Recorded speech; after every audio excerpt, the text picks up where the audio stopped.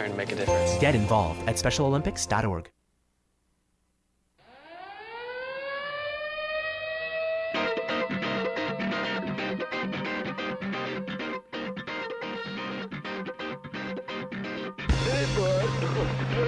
Now it's time for Toker Talk Radio, the voice of the marijuana nation. What are you people? On dope? Where you can toke. I inhale frequently. Or you can talk. I experimented with marijuana and didn't inhale. Or you can toke and talk. 10 federal criminal penalties for possession of up to 1 ounce of marijuana. While we talk about toke on Toker Talk Radio. So, by the way, when it comes to pot, if you're 40 years old, you live in a log cabin in Oregon, you got 12 giant pot plants in your backyard, have a ball. Live from beautiful Portland, Oregon at Rolla J Studios.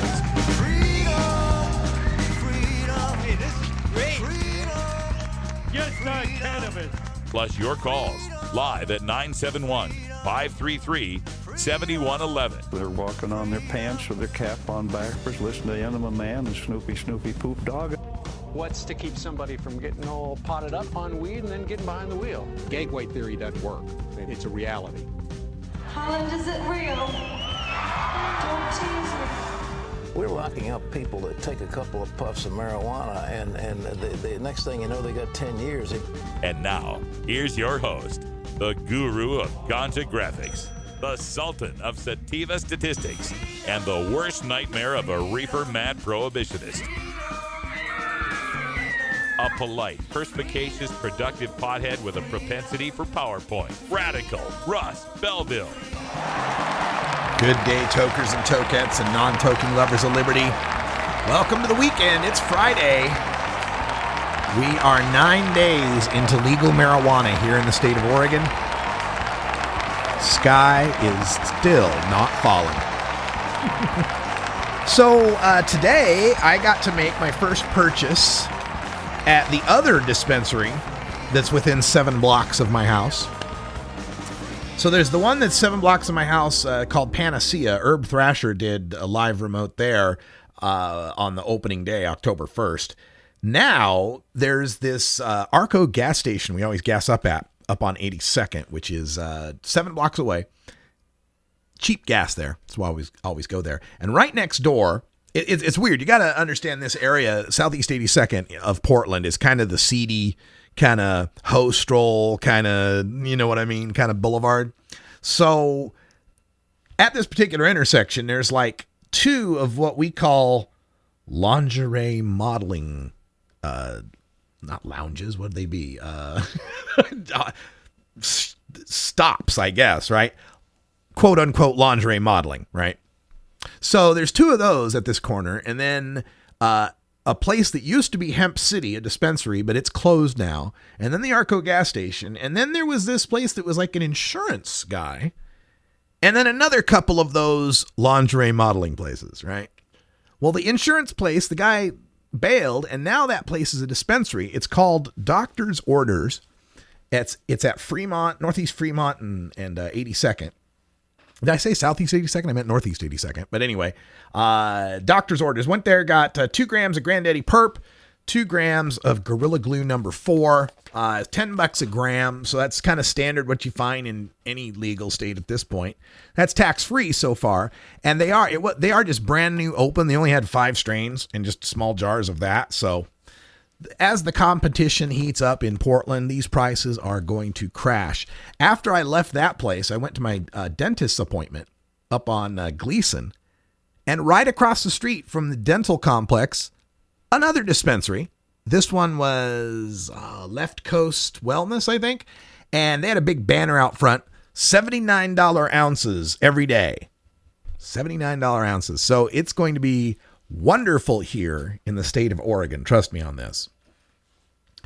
So another thing that I've been working on, if you've been following my articles at Marijuana Politics, is something I call the Green Zone in Oregon and versus the West Idaho Compromise. We're going to talk a little bit more about that, basically showing you how only about 1/3 of the land area, the western third of Oregon, can you actually buy weed at a pot shop. And we'll look at those statistics.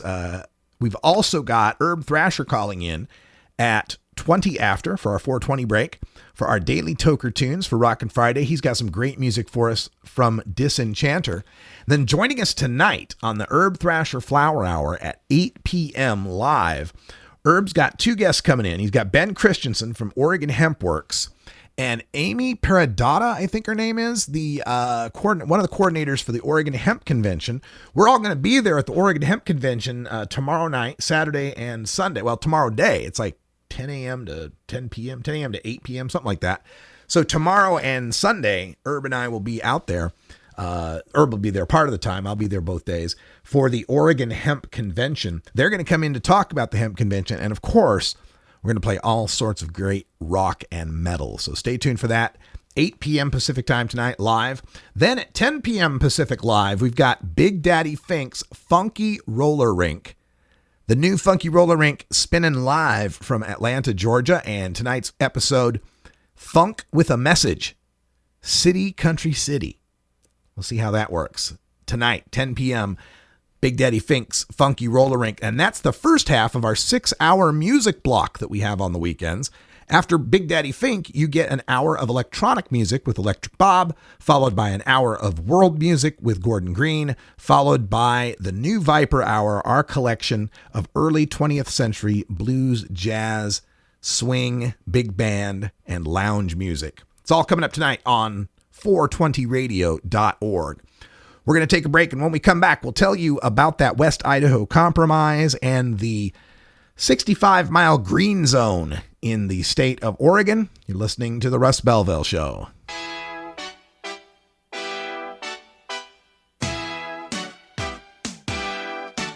Continue the conversation with Radical Russ online. Visit radicalruss.com and email radicalruss@gmail.com. Looking forward to the future.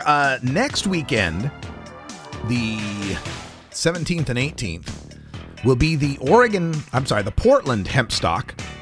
That's at the Waterfront Park. Herb Thrasher will be down there both days, but I will be in Richmond, Virginia for the Virginia Normal Conference, the 17th and 18th. So we got any Mid-Atlantic fans, make your way out there. Love to see you. Follow me at Radical Russ on all social media for all the latest updates.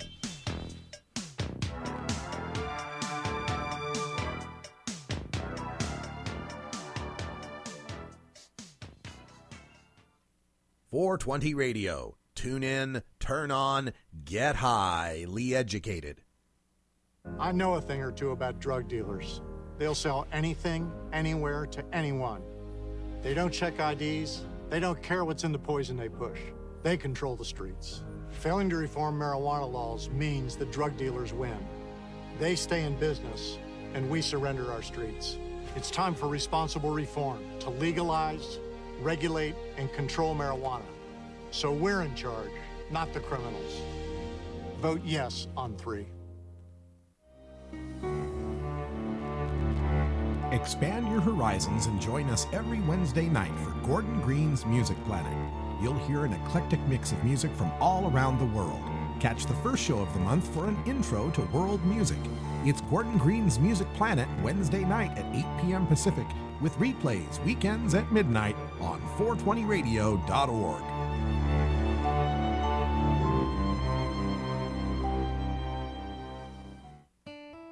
Imagine life without taxes. Let New Era Certified Public Accountants, NewEraCPAs.com, handle your Cannabis 280E and tax strategy. Get your business prepared with New Era CPA's Cannabis Finance Bootcamp. NewEraCPAs.com. With years of experience in the industry, we are one of the nation's leading accounting firms for growers, dispensaries, and ancillary companies from Washington to California. NewEraCPAs.com. Welcome back. We were talking earlier about the West Idaho Compromise in the state of Oregon. Of course, I'm calling Eastern Oregon West Idaho. Something that I've discovered here, well, not discovered, but something that is quite observable to anyone who pays attention to the state of Oregon. And that is the line that runs down the spine of the Cascade Mountains. If you're on the west side of that line, you are in the green zone. And I brought this up in the post that I put on marijuanapolitics.com. You can still find the map there as well. And what it showed was that all of Oregon's 249 recreational marijuana shops, or actually medical dispensaries that are selling to recreational consumers on a temporary basis, legal pot shops, of the 249 legal pot shops in the state of Oregon, 104 of them are right here in the city of Portland. And 90% of them are within 65 miles of Interstate 5. Interstate 5 just runs right down the middle of the Willamette Valley in western Oregon. It's about 60 to 65 miles from the Oregon coast. And another 65 or so miles, you hit that spine of the Cascade Mountains. So for this 130-mile swath of western Oregon, that's where you're going to find, actually it's 91% of the medical marijuana, or of the medical dispensaries that are selling to adult customers. The only places that aren't within what I call that I-5 green zone are the one medical marijuana dispensary in the Dalles on Interstate 84, the 18 dispensaries in Bend, Oregon on US Highway 20, and the 3 dispensaries in Madras, Oregon, which is on some highway that's between the Dalles and Bend. Those cities are in central and north central Oregon. And that led me to think about just how far away is someone in Ontario, Oregon, on the far eastern border of the state. How far is someone in Ontario, Oregon from purchasing marijuana legally? Now, I'm very familiar with Ontario, Oregon. And in fact, Ontario, Oregon is the birthplace of legendary cultivator Jorge Cervantes, by the way. So the Snake River Valley, the Snake River runs and forms the border between Oregon and Idaho. I'm originally from Nampa, Idaho, which is 35 miles away from Ontario, Oregon. Now, Idaho has incredibly strict paraphernalia laws.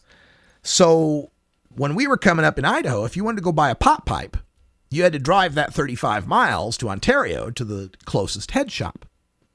So I had some experience with, having to make a road trip to get some paraphernalia and, sometimes weed when you're trying to get weed from a guy. So I thought, for those people in Ontario, and if they're like me in Ontario, they would have voted for legal marijuana. For those people in Ontario, how far do they have to go to legally buy marijuana? Now remember, even in the eastern counties, anywhere in the state, we still have the right to possess marijuana and the right to cultivate marijuana. You can cultivate 4 plants at home. But you still got to get those first 4 plants somewhere.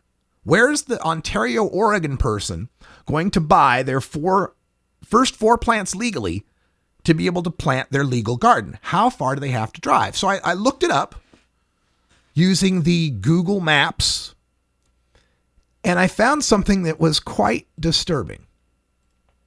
And that is, if that person in Ontario makes the drive up Interstate 84 to go to the Dalles to buy their first 4 legal plants, that's a 292-mile drive.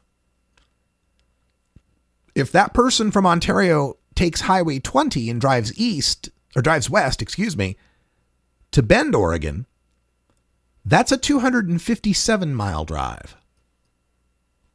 But if that person wanted to take US 95 up through Idaho over to Clarkston, Washington, that's a 247-mile drive. So let's reiterate. It is closer for a resident of Ontario, Oregon, the major city on the eastern border of Oregon and Idaho, it's closer for them to drive to Washington State than to drive to a legal pot shop in their own state. Now, the drive times are similar because I-84 is a freeway and you get 65 miles an hour there. US 20 is a highway, you get 55 there. And US 95 is a highway that goes through some severe mountains and there's some slower spots there. And they all work out to about the same drive time, 4 hours, 25 minutes-ish, depending on construction and so forth. So it's the same drive. Now, I wouldn't recommend that the person from Ontario, Oregon make that drive on US 95 to Clarkston, Washington, because you're driving through Idaho. You don't want to drive in Idaho with weed. But the point is that half of our state lives up to 4 hours and 20 minutes away, how appropriate, from being able to buy their legal plants to exercise their legal right to grow. And there's just something seriously wrong with that when the entire state voted that marijuana should be legal. It's just very frustrating to me. You can pick up a new copy of that map with the I-5 green zone and the routes that I just described up on the Weed blog. The Weed blog just posted which areas of Oregon allow marijuana sales and which don't. I posted the new map in the comments. I've got to adjust it a little bit because of the way that I drew the green zone. Kind of ignores the fact that I-5 takes a left when it heads south of Medford there. So I'll fix that and get the right radiuses put up on the map. But it's a very, and this is something I'm going to bring up in my speech tomorrow at the Oregon Hemp Convention, is how really we are living in two different states. We've already got 10 counties and 25 cities that have outright banned any sort of marijuana commerce, and the rest of them in the East that are likely to do so. And what kind of statewide marijuana legalization is it when the privileges aren't statewide, but the tax revenues are? That's right. In January, when we start paying taxes at our 249 pot shops that are selling to us, taxes that'll be 25% sales taxes, one of the only sales taxes in Oregon. I think the other one's in Ashland. They have some sort of Shakespeare tax or something. But Oregon's got no sales tax. We Western Oregon cannabis consumers shopping in the 65-mile green zone around I-5 will be paying 25% sales taxes, and proceeds from that will be distributed to those counties in the East and those cities in the East that have banned marijuana commerce. And those proceeds will be distributed for 18 months from the beginning of January 2016 through the middle of January or to the middle of 2017 till July of 2017. So that's quite the deal as well, isn't it? We'll tell you more about that, and we'll talk more about my discussion with Sam Tracy and Dan Riffle on This Week in Drugs. But right now, we've got an important safety briefing we're going to have to get to.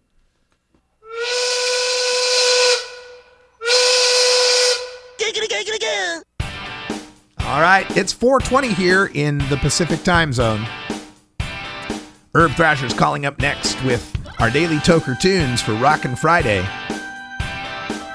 We've got some Disenchanter coming up for you, so stay tuned for that. And like I said, more on my discussion with This Week in Drugs when we return.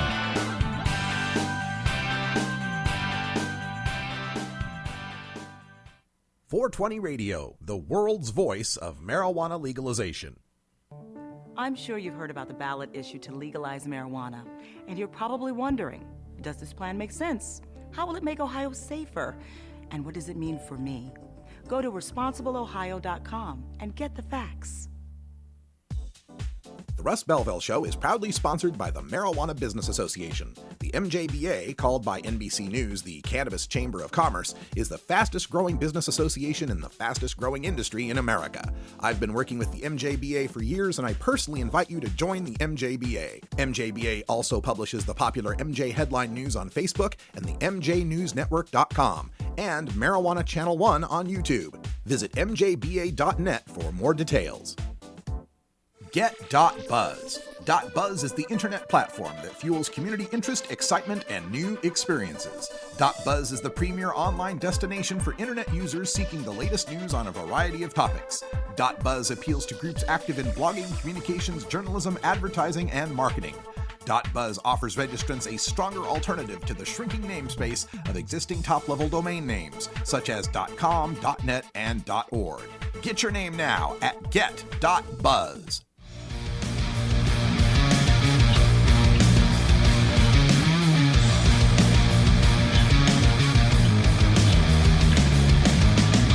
Everyone knows music and marijuana go together, so let's wind up our 20 after break with the Russ Belville Show's Daily Toker Tunes, the best in pod-safe 420 music from around the web. Today is Rockin' Friday, featuring rock, metal, and the hard edge of alternative country. Now, sit back and enjoy your Daily Toker Tune. All right, everybody, it is Friday. It is our 420 break, and that can only mean it's time for Metal Marijuana Mayhem with Herb Thrasher. How you doing, Herb? Doing great, man. Another great day here in legalized Portland.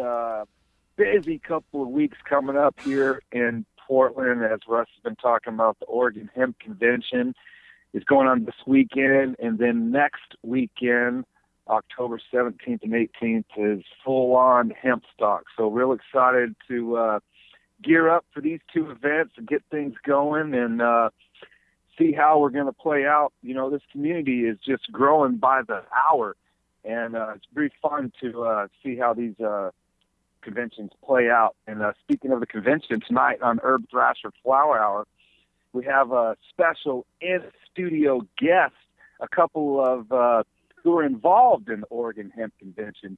Ben Christensen, who is with Oregon Hemp Works. He is a panelist and will be a speaker here at this event, and he also will have his Oregon Hemp Works booth, and he has a hemp museum.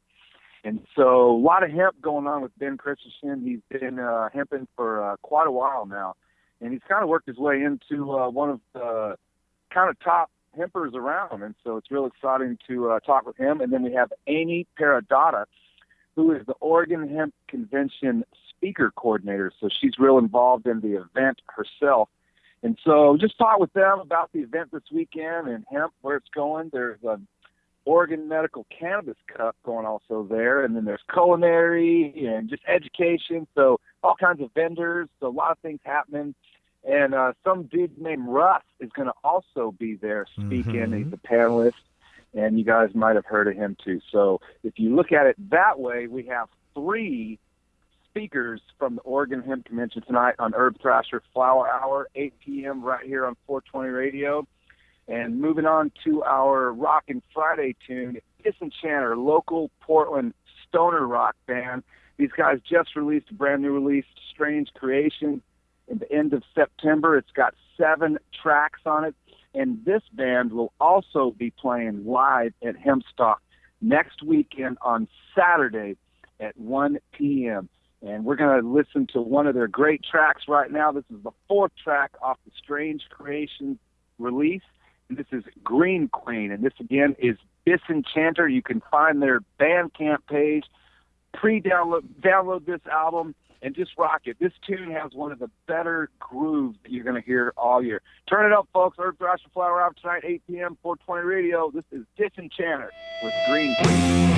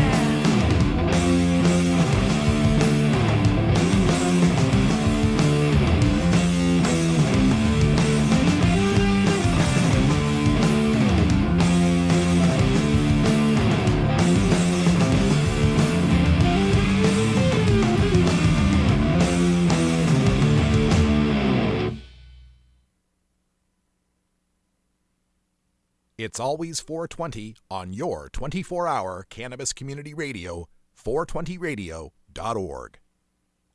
As a police officer, I walked the beat, served on the Vice Squad and SWAT team, and became an expert on drug addiction. I saw firsthand the effects of Ohio's destructive marijuana laws. Simply put, they don't work.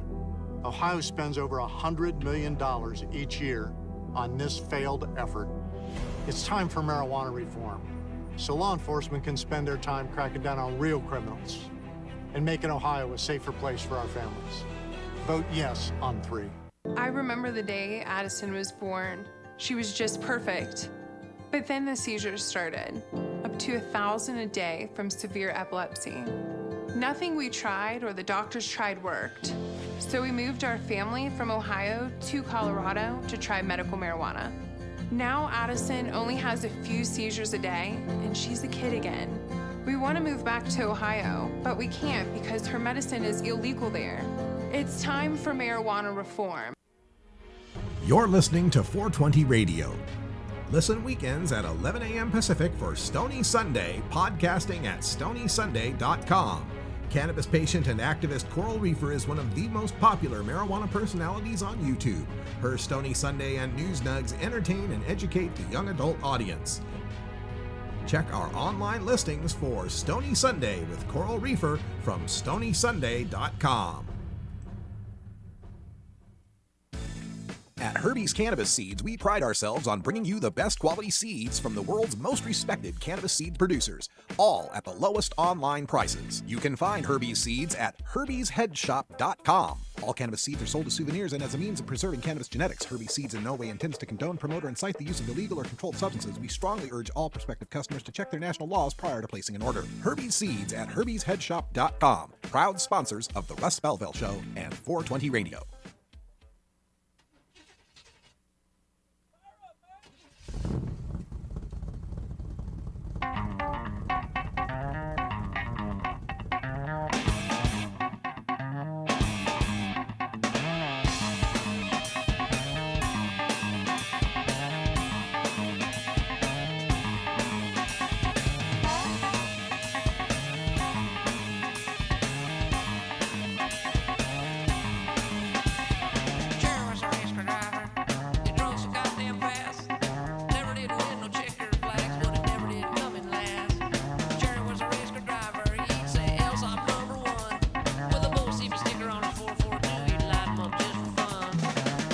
Oh, yeah. The incomparable Les Claypool and Primus with Jerry was a race car driver. Tell you, as a bass player, I could play that left-hand stuff. I could play that right-hand stuff. I could sing that stuff, but all three at once? No, I don't think so. I was talking earlier about this early morning discussion I had, 6 a.m. my time, with Sam Tracy and Rochelle Young, hosts of This Week in Drugs. And it was me and Dan Riffle. Dan Riffle's with Marijuana Policy Project, although he wasn't speaking on behalf of Marijuana Policy Project. He's a former Ohio prosecutor who doesn't even smoke pot. And he's against Issue 3 in Ohio, which would legalize marijuana in Ohio next month, like 31 days away. So anyway, he's against it, and I'm for it. And I'm one of the leading proponents out there for it. In fact, Ann Saker of the Cincinnati Enquirer is publishing a piece on me next week about how I've got this vocal support for Ohio legalization. And we had this great discussion, and I talked earlier about how if you are voting to maintain prohibition, you're a prohibitionist. It's just, that's the definition of a prohibitionist, someone who is maintaining prohibition. You can cover it up with your intentions and saying, well, no, I support legalization, just not this one. Okay, well, this time then, you're a prohibitionist. This time you've decided prohibition was a better choice than legalization. And I was asked, Russ, is there any legalization you wouldn't support? And that's easy. I wouldn't support any legalization that makes things worse for cannabis consumers than they already are. That's it. That's a pretty simple litmus test. That, and would Kevin Sabet vote against it? If so, I'm for it. But if it doesn't make things worse for cannabis consumers, if it makes it better, in any way and no worse in the rest of the ways, I'm for it. Now, that's a tough test because in Washington, it almost didn't pass that test. It made it better for cannabis consumers to possess, didn't change whether or not they could grow, and made it worse for them when it came to driving. But I had to do a balancing test on that, and you got to figure out how many DUIs are going to be versus how big would legalization be. Nevertheless, here in Ohio, everything about Issue 3 makes it better for cannabis consumers. They get to possess. They get to home grow. They get to keep a stash at home, a pretty large stash. Extracts become legal. Medical marijuana exists. Pot shops will exist that you can own. Processing facilities will exist that you can own. Testing facilities will exist that you can own. And as we've learned this week, you could even have a company growing marijuana by subleasing one of the plots of land from one of the plots of land that is designated in the Constitution. So for a consumer, it makes everything better. And to throw that away because you don't like the business plan. Well, these guys that are investing $20 million to legalize a state that nobody could have gotten legalized. How dare they try to get a return on their investment? Those capitalists, say the people who want to have grow businesses and make profit on marijuana. So it's stunning to me, but there was a portion of our discussion where Dan started talking about how normally he's an incrementalist. And that's something we hear about in drug policy, incrementalism versus, pie in the sky idealism, I guess. And that is, look, you got to take what you can get as you're trying to pass these laws. And sometimes you have to make compromises based on your polling or the political realities to achieve some success, even if it's not the kind of success you want. And he says, normally I'm an incrementalist, but this one is writing into the Constitution and it's anti, free market, whatever the hell was the discussion.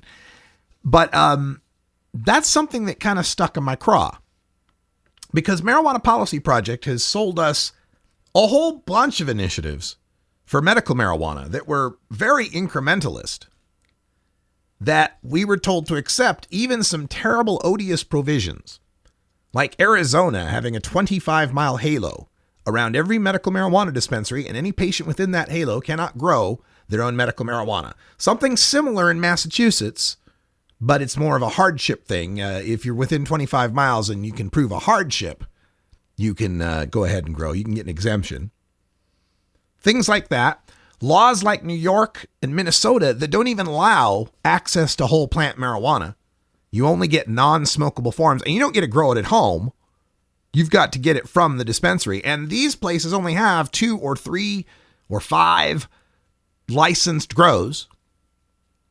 So for some reason, all of those sacrifices and compromises had to be made in the service of incrementalism to gain the tiniest bit of foothold in any of these states. And we've seen similar discussions around the CBD only bills that have passed in the South and Utah, Iowa, those kind of places, with the same kind of rationale. It's an incremental step. Yeah, the CBD only doesn't help as many kids as it could. Yeah, more of those kids could benefit from THC. Yeah, it doesn't help everybody that could benefit from medical marijuana. Yeah, it doesn't establish a way of actually accessing the CBD oil in those states. But we can overlook all those flaws because, my God, incrementally, we've got to make this baby step and we've got to do it for the patients. That's always the trump card that's played. If you were to suggest that, hey, politically speaking, it's kind of a bad idea to give these CBD only laws to places like Texas and Georgia, where now all the political wind is out of the sails of medical marijuana, and these Republicans can say, but I supported the medical use of real medical marijuana. You can ignore all the predictions of how CBD only laws only further demonize THC in the medical rhetoric. That can all be overlooked because what about the patients? How could you let a little kid with epilepsy suffer? You bastard. Well, all right, that chicken's coming home to roost because I'm using that now. And I used it on Dan in the discussion, and I'm using it now on Twitter with the other people. And that is, you don't like this business plan so much you're willing to let some epileptic kids die. That's where this goes. Why is the argument for incrementalism in saving medical marijuana patients any different now? Why was it that it was a proposed monopoly, supposedly, which is really just 10 designated sites of land that are already owned, upon which there will be multiple growers? Regardless, why was that the bridge too far? Why was it the curtailing the ability of people to make money? Why was that the bridge too far, and not curtailing the ability of patients to grow their own medicine? Why was that not the bridge too far? Kind of stinks of greed, doesn't it? The bridge too far was suddenly when, oh, wait, you're going to give away this whole lucrative industry, which, again, this would not do. There's going to be multiple independent pot shops, multiple independent testing shops, multiple independent research shops.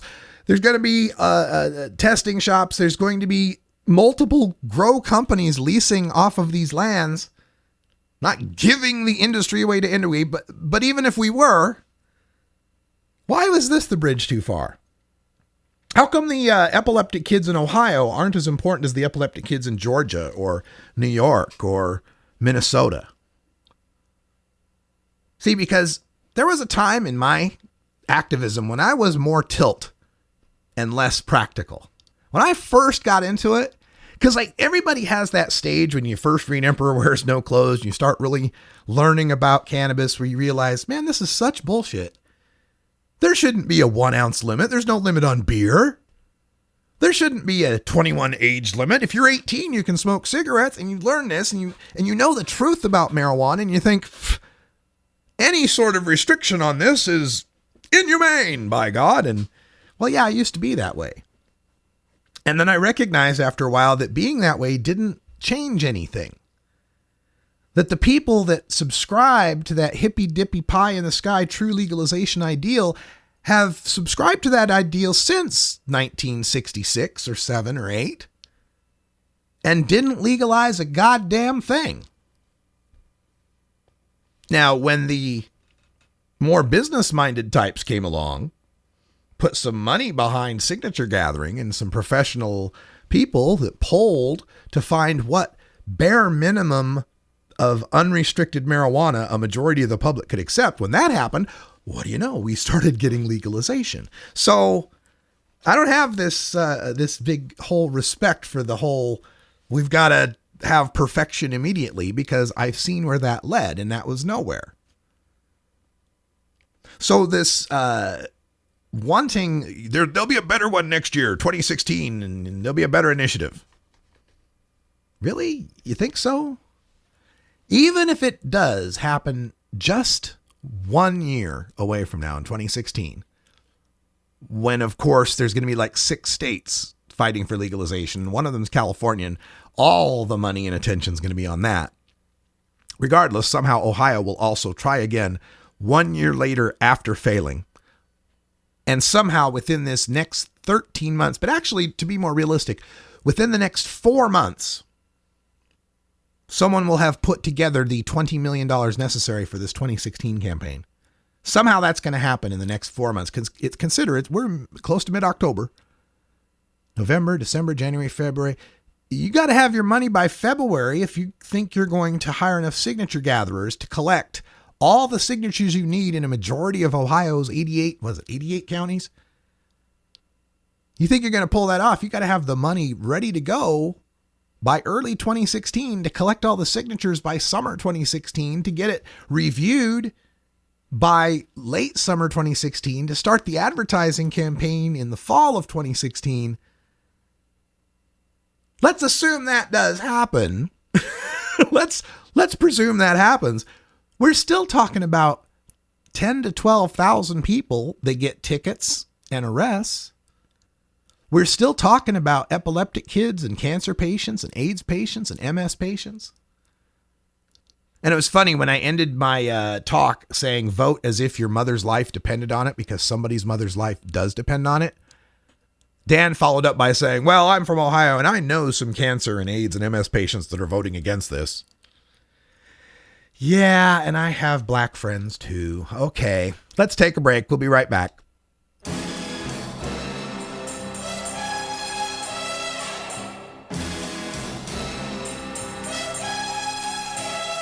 America's RR7 secret agent of progressive change. The name's Belville. Russ Belville. This is the Russ Belville Show.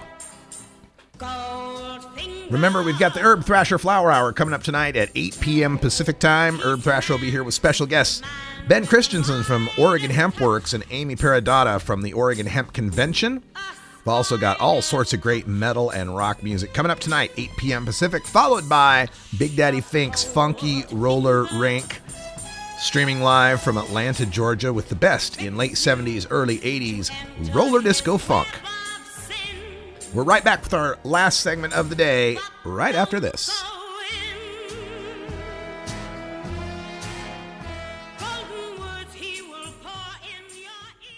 Tjena, jag heter David, PKA The Dirtball. Vi ska röka hela tiden, alla år. Adam Hand of Handmade Apparel produces quality custom designs for t-shirts, hats, and other apparel. Handmade Apparel is the official design shop for 420 Radio, among many clients who rely on Adam Hand for everything from short-run custom projects to full-run clothing lines. Visit handmadeapparel.biz to browse the selection of handmade gear or to get a personal quote for your own designs. Handmade Apparel, a proud supporter of 420radio.org.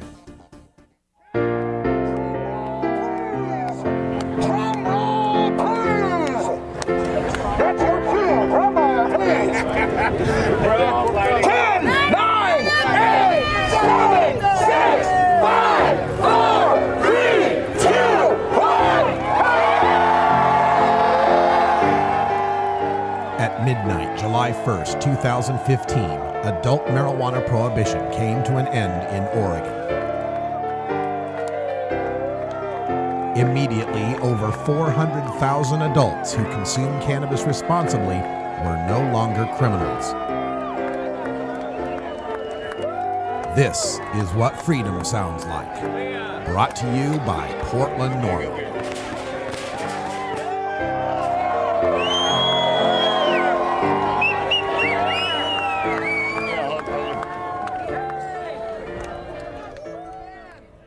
You know Herb Thrasher from the Herb Thrasher Flower Hour. Now get ready for Herb Age Designs for the proud cannabis consumer. Herb Age Designs, lifestyle gear for the 420 friendly. Herb Age Designs, we've got Frisbee golf discs and durable hemp gear. Herb Age Designs, we've got shot glasses, drinking glasses, coffee mugs, and beer cozies. Check us out on Facebook and online at herbagedesigns.com. And follow Herb Age and Herb Thrasher on Twitter.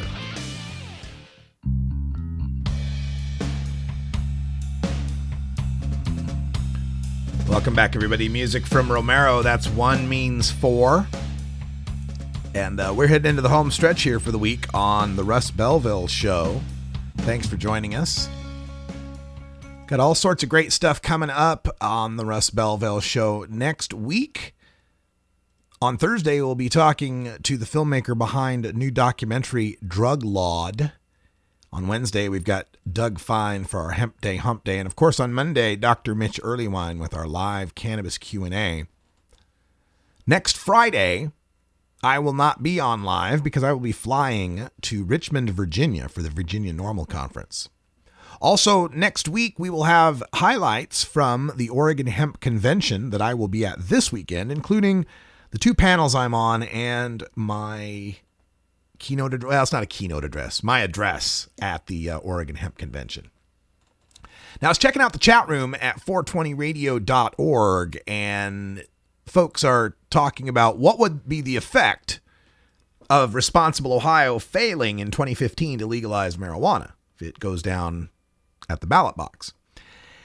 And this was actually a question that got asked by Sam Tracy and Rochelle Young on This Week in Drugs. And I explained how, or I'm not sure, maybe it was with Ann Saker. I did two different interviews. I think I was talking about this with Ann Saker. That's right. But what would be the effect nationally? Well, first of all, Ohio is a must-win state for a Republican. A Republican who wants to be president cannot realistically mathematically win enough electoral votes without winning Ohio. So, we're talking about setting the stage for campaigning in Ohio for the presidency in 2016, either in a state that just rejected legalization or in a state that just embraced legalization. The nuance about it being 10 constitutionally directed plots of land is lost on the national discussion. The national discussion is legalization. It's happening or it's not. Now, do the debates and the presidential candidates end up talking about legalization in the frame of, well, the jury's out on it. 4 states have legalized, but now Ohio just rejected it. And some polls are showing there's buyer's remorse in Colorado. Right? That air of inevitability is gone. One of the biggest pieces in our war chest right now, biggest weapons in our war chest, is the feeling of inevitability. We are not undefeated, but we are on a winning streak. 2 states in 2012 and 2 states in 2014. Add a 5th state to that. Part of what made the victories in 2014 so sweet, first of all, in Oregon, because it was an off-year election that we were predicted to fail in, and we ended up beating every other state that's ever voted on legalization. But also that we got Alaska, a red state, the first red state and a rural state to vote for legalization.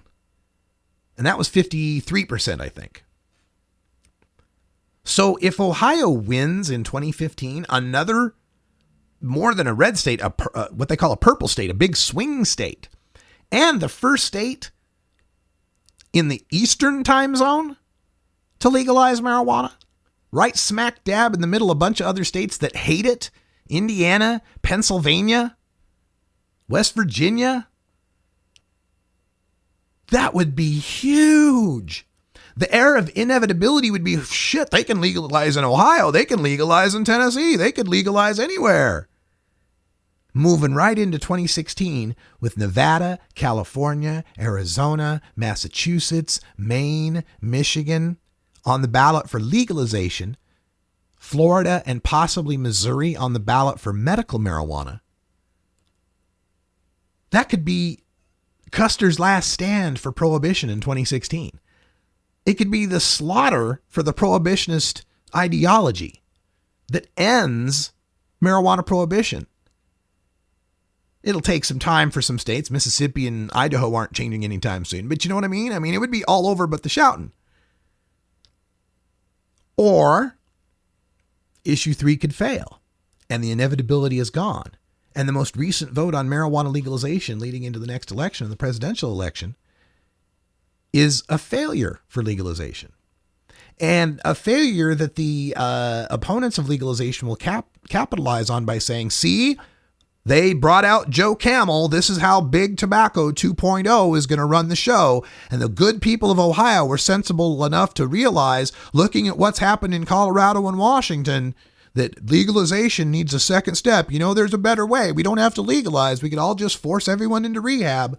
I can write Kevin Sabet's speech for him at this point. That's the choice. And I wish more of these Ohio stoners against legalization could recognize the national implications of what's going on. Oh, so we have to take it? So yeah, sure. Sure. You have to take it. Yeah, you have to take having pot shops and legal grows and legal possession. Yeah. Oh, poor you. You have to take it. You don't have to take it like Charnesia Corley had to take it on a parking lot in Texas, being raped by cops over the smell of weed. How can these people not recognize that every state is a battle in a nationwide war on drugs? And it takes the Ohios and Californias and Floridas and Michigans to legalize before the Texas and Mississippi and Idaho and Kentucky legalize. that when the dominoes are falling, you don't pull one of the dominoes. It ruins the whole thing. And I don't know how much else I can say, but vote as if your mom's life depended on it. This is more than about who gets rich from growing weed. You're going to make enough money growing weed. If you're a decent grower, I got news for you. You're going to make good money in Ohio. You're going to make great money in Ohio. This is explained to me. John Pardee put it as if, think of these 10 investors as the billionaire owners of baseball teams. Yep. Rich bastards. They own baseball teams. They make a shit ton of money doing it. And they get public financing for their stadiums, those assholes. But those billionaire baseball team owners hire a whole lot of free agent pitchers and pay them millions of dollars, don't they? That's what you're going to be. If you're a decent grower, you're a left-hander with a 100-mile-an-hour fastball. You are a commodity in the grow market. There's going to be 13 million square feet available to grow marijuana on in the state of Ohio. If you know how to grow, you're going to do all right. You're going to make a lot of money. I think part of this is that people have that lottery mentality, thinking that, oh no, since these guys have all the grow land, I lose my opportunity to be Bill Gates. Folks, most of us aren't going to be Bill Gates. Most of us are going to be the first guys that worked at Microsoft who are now millionaires. You don't know their name, you know who they are. They're not billionaires, but they're millionaires. Ain't nothing wrong with being a millionaire. Well, folks, that's all the time we got. Time flies when you legalize. It's been a great week. Thanks for joining us. Hope to see you at the Oregon Hemp Convention this weekend. Check out OregonHempConvention.com. Tickets are just $10. I'll bring you the audio from my presentations on next week's show. Join us later tonight, 8 p.m. Pacific time, for our 6-hour music block, starting off with the Herb Thrasher Flower Hour, live from Rolla J Studios. For everyone here in beautiful legal Potland, Oregon, I'm Radical Russ. Until next time, take care of each other, tokers. This is the Russ Belville Show. The Russ Belville Show is blogging and podcasting daily at radicalruss.com. You take a seed, you plant it, you grow it, you dry it, you roll it, you smoke it. You take a seed, you plant it, you grow it, you dry it, you roll it, you smoke it.